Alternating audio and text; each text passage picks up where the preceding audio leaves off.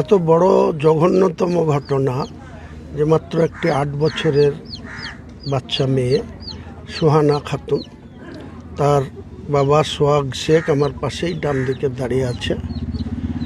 তো আমি out of district ছিলাম বা আউট অফ ভরতপুর ছিলাম, কালকেই কলকাতা থেকে ফিরেছি। আমি ওখান থেকেই ঘটনা শুনেছি, বিবরণ শুনেছি। তো আজকে আমি এখানে এসেছি। আমাদের একটাই বক্তব্য, সেটা হচ্ছে এত বড় জঘন্যতম একটা নিষ্পাপ বাচ্চা মেয়ে, তাকে বাড়ি থেকে প্ল্যান মাফিক ডেকে নিয়ে গিয়ে 3 দিন পর তার ডেড বডি পাওয়া যাচ্ছে। সে কী এমন অন্যায় করেছিল কারো কাছে, সেটা আজও সবার অজানা। আমি ভরতপুর থানার প্রশাসন তাদের মতো করে ইনকোয়ারি করছে, কেস স্টার্ট হয়েছে।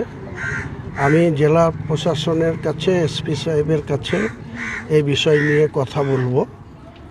একটা কথা পরিষ্কার, যে এখানে কোনো রকম এই জঘন্য অপরাধের সঙ্গে যারা যুক্ত, তাদের কোনো রকম কোনো মার্সি